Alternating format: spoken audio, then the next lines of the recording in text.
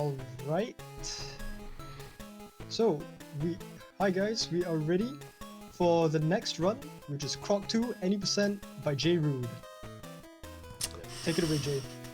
Hello. This is going to be Croc 2, and it's a pretty cool game.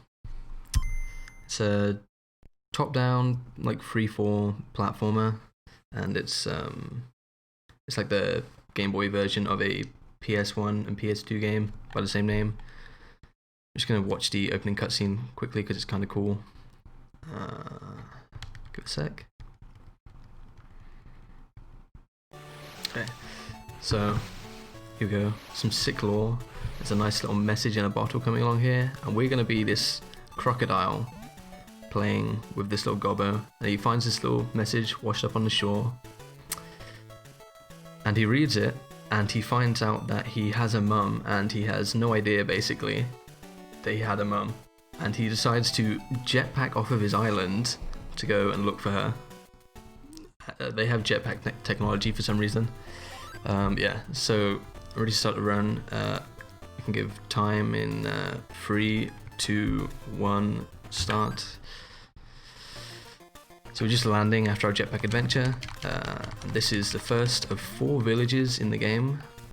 Each village has 3 levels and a boss stage, and each level is also themed.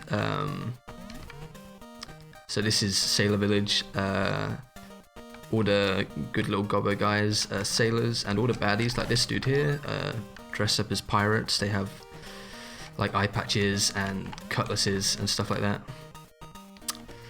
So this first stage, we have been tasked with rescuing a kidnapped gobbo. He's been locked up in a cage, and we need to go rescue him. I'm going to push these boxes around, and it will open up this here, which gives us the key to go and open the cage, which is just down here.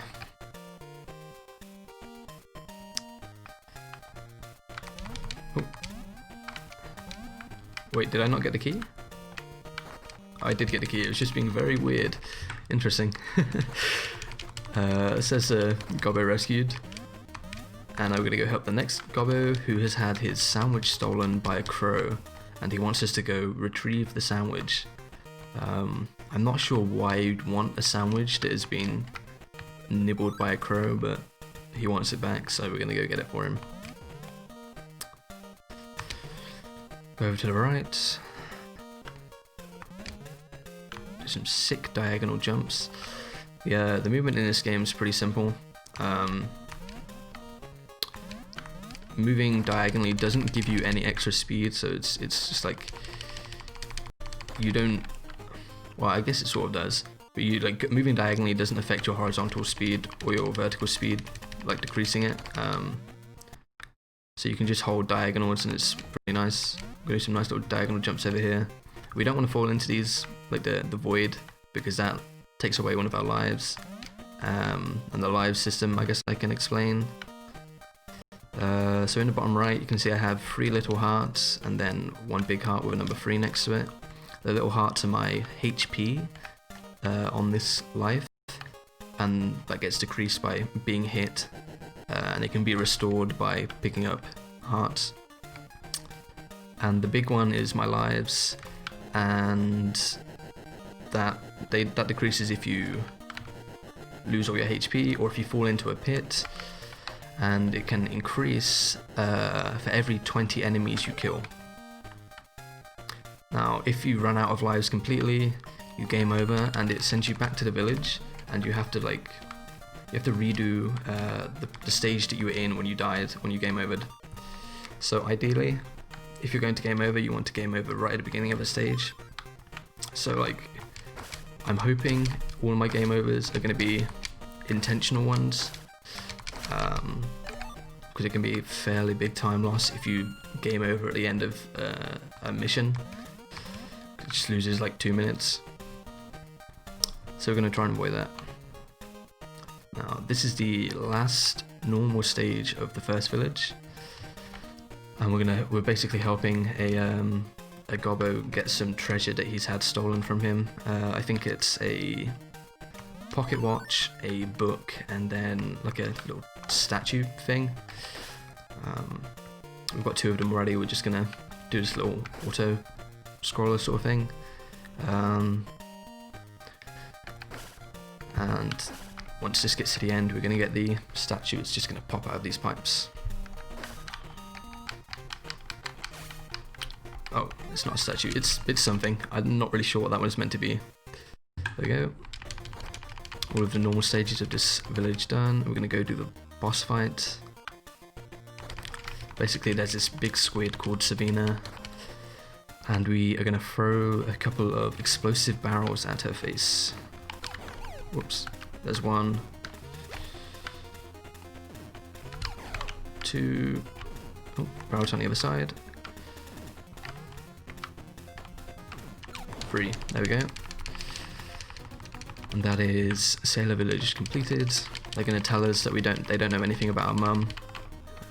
So they're gonna send us off to the next village, which is a really atrocious village to run because it's got lots of ice. So in this game, when you're walking, you move at a rate of half a pixel each frame, and then when you're running, you move at a rate of 1 pixel per frame. But when you're running on ice, you move at a rate of 2 pixels per frame. And this is a 60 FPS game with a fairly low resolution, so you move very quickly, and it also has like an effect where if you stop running, it there's you slide to a stop, so it's really annoying to try and control yourself. And this is the village that will basically decide whether I'm underestimate. Okay, whoops, I didn't hold left apparently. Basically comes down to a point in the next stage where if I game over, it's a bit of a pain.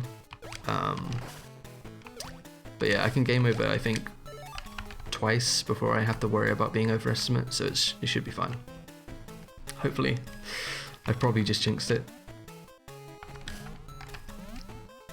Okay, so right now we are attempting to rescue a gobbo who has been sealed in a mine. The mine has collapsed, so we're gonna have to go rescue him. Currently opening up the door so we can go over to the part where he is. This guy's really annoying. He can hit you super easy on that corner. Okay, I'm gonna throw these little miniature explosive barrels to clear out the caved in cave and rescue the little guy. There we go. Now comes the hard one. Oh, I talked to that guy twice. Whoops. Yeah, so here comes the hard one. Let's hope it goes well. It starts off pretty easy.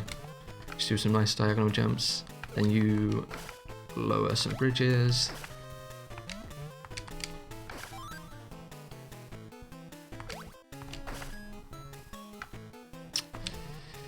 Almost have enough kills in the bottom left. You can see there's a 19 now, and once that hits 20 we get a new life, and I fell in. This is the bit I'm worried about. We get another life. Okay, there we go, we're fine. 2 lives coming out there is pretty good.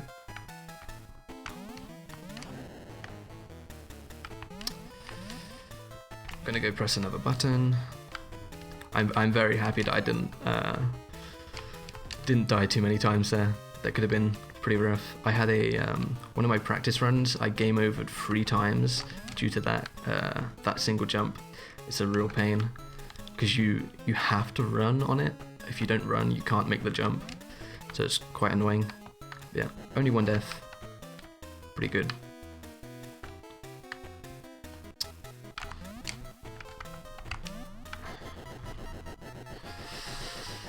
Push this box in, and then we go into the last room of this stage, and we're just going to be grabbing some herbs, which they use to make flu medicine.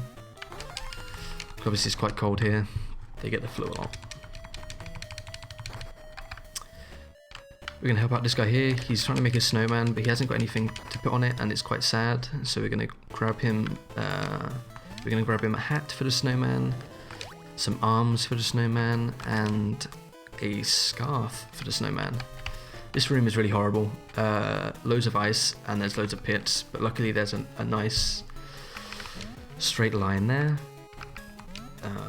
so we don't have to worry too much. As long as you remember not to go running when you come in. So this now is the first maze of the game. There's 3 of these.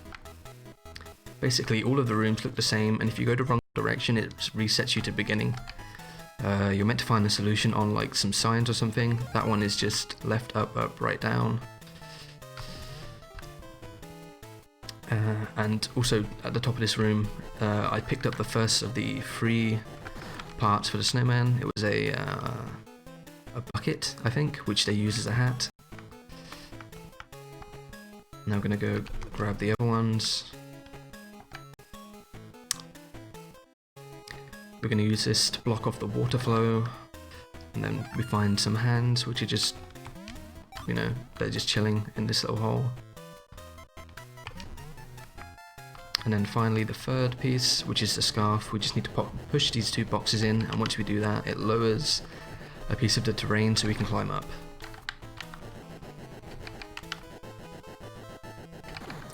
I will say this is a kids game, so the puzzles and stuff aren't too complicated for the most part, although the stages are fairly like maze-like. They're not super clear where you're meant to be going, so it's kind of a tough game to play casually for a kid, I imagine. But now we're going to fight the boss, which is Lava Lamp Larry, as he's called in the main game. I don't think he's named in this. I think he's just called the Lava Monster. But he serves the same purpose. Basically he's making everything melt. There we go, he's defeated. I'm not really too sure what those rods that we destroyed do, but breaking them all kills him, so you know. Onto the third village. This is Caveman Village, and they have a bit of a problem. Their water system isn't working, so they can't wash, and they can't clean their clothes. So Croc is really nice to them, and he says, "Wow, it really stinks here. That's why it's so smelly, huh?" He's not very nice about it, but it's fine. They don't care. Now we're doing another one of these jumping puzzles, and the solution is the exact same as the one that we did in the Sailor Village. It's just happy sun, sad moon. Go on this platform. So if I was going for a world record attempt, there's some death abuses you can do in this game. They're like pretty simple. It basically is just a case of when you die you get walked back to the room, and if you pick up something or do something that affects your inventory or the like global level state, it doesn't get reset when you die, as long as you don't game over, of course. So you can get teleported back to the start of rooms, and it's pretty nice.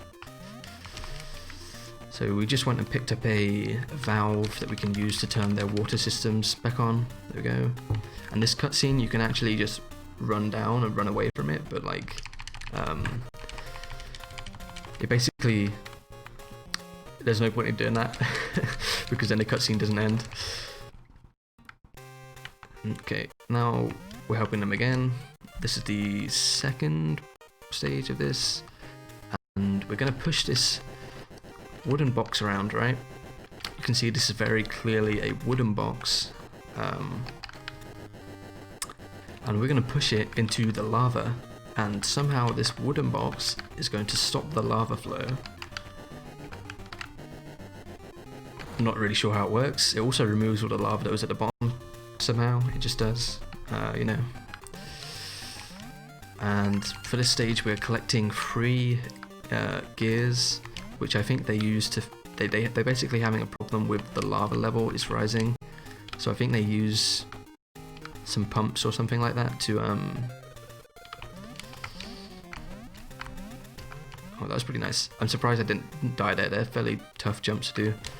So they just use some pumps to like lower the level or something. So now we have the first simple maths puzzle. Like I said, it's a kid's game. It's just some dice. Also, the switches in this game are atrocious. There's like, you have to stand exactly in the right pixel, otherwise they don't get activated when you do a tail slap. Okay, that's 2, and I just fell in the lava.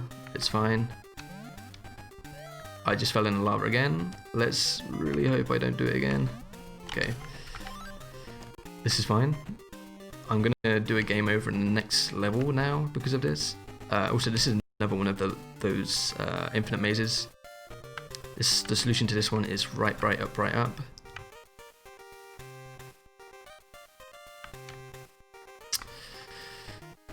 And then we do a little stomping puzzle. We just stomp on the one at the front. Pretty easy. Get the 3rd gear. And we're done with the stage.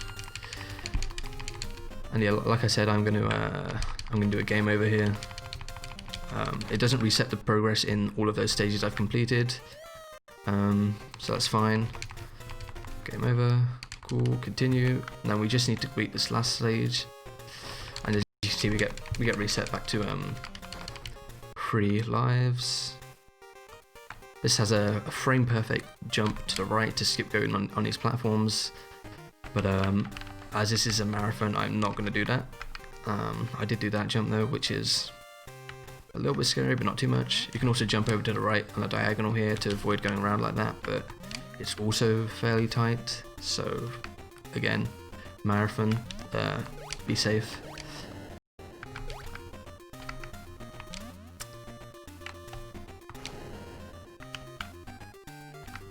Onto the 3rd infinite maze thing. This one has the solution of this one is the exact opposite of the first maze. So the first maze was left, up, right, down. This one is right, down, left, up.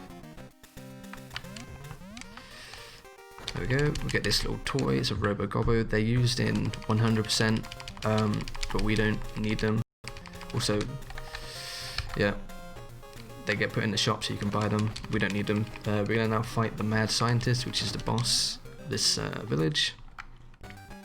Oops. This is the only sort of like RNG-ish thing in the game. This is the only RNG in fact, apart from one other boss, the final boss. But it's not anything big deal. This can be done in 3 cycles. I did it in 4. It's fine. So this is this stage complete. We're going to go back to Swap Meet Pete's shop and go to the final village, which is Inca Village. And everyone here hates us, pretty much. This is where Dante lives. They don't like us here. They think we're a nobody. If you're trying to speak to the wrong one, they're like, we don't need your help, you're a nobody, basically. Apart from this guy who really wants us to deliver a message to his crush. And he doesn't care that he doesn't know who we are. He's just like, can you deliver us that message? Can you deliver me that message, please? So we're gonna do that for him. In this stage, we skip doing a puzzle. In the previous room, in the bottom right, there's a puzzle that we're meant to do, which lowers a piece of land in not this room, but the room after it. But we can do a nice little diagonal jump to avoid having to do that. Now we're going to do another little maths puzzle, another simple one. It's just 8 and 4. Hit the switch. This pit on the right is the scariest pit in the game because unlike most pits, instead of dying, you actually just fall into another area of the stage and it takes forever to get out. We used to think it was like faster to death abuse in there than it was to get out. Oh, okay. Well, I wasn't running. Whoopsie. Also, this diagonal jump here is the one that skips some terrain, so that's nice. Okay, there we go. We have the run.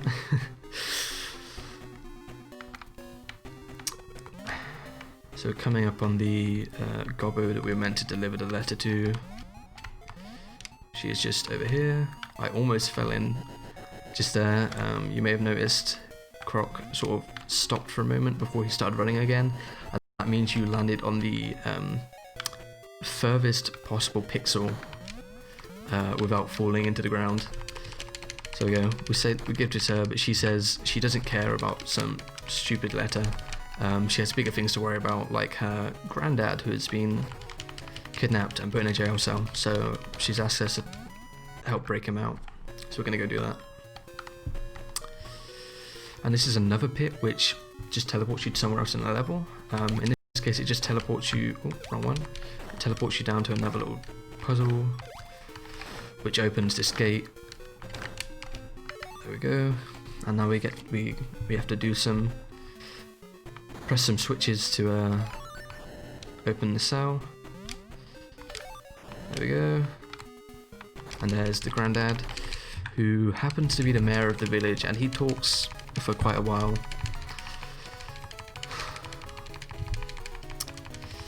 He just sort of goes on. He basically asks us to get a piece of a statue, this statue just below us, to restore it. And then once we've got that, we can fight Dante. This guy here is apologizing to us because if you speak to him before you've done the other missions, he's very rude. Like I said, they're not very nice to you here. The stage, this world, the village, has breakable walls for some reason. I think it's the only village in the game that has this. And the TAS of this game actually didn't know about that, so it's kind of nice. We can do this level faster than TAS. Wow. Oops.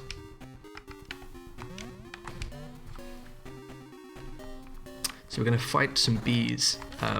If you come and stand over here, they'll start spawning from the right. There you go. And then you can kill a bunch of them really quickly.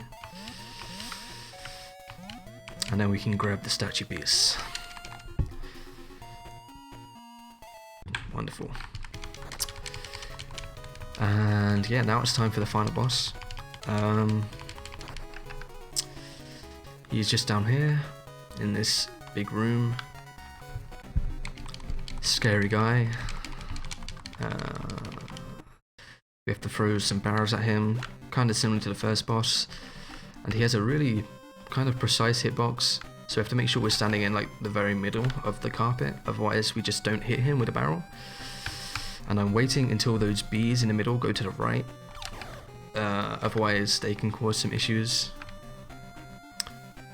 I think that second hit, but it might have been a little off. Oh no, there we go, yeah. So we've beaten him, except we haven't, he's just pretending to be dead. We go on to a second phase. And this phase is pretty nice. It's basically got some nice cheese, so if you stand in certain spots he can't hit you. Basically, like if I stand here, it just goes right through me. He's over here, which makes this really, really very easy to do. You just need to make sure you don't run into him. And I think this is the last hit. Okay, so time will be coming up shortly. Time will be when this fades to white, so 3, 2, 1, time. Okay, it's pretty good. 22:13-ish. Pretty happy with that. So this guy basically tells you you may think you've beaten him, but you've actually not beaten him, because you are meant. If you want to truly beat the Baron Dante, you have to go and collect some golden gobbo statues from each village, which is what 100% does. But we don't bother doing that in any percent. We just beat him. Shows the credits. You know, it's all good. So yeah, that's a run. Thank you for having me. We have a nice Discord server if you want to join. If it looks cool, you can find it on the speedrun.com page. But yeah, that's me done. So yeah.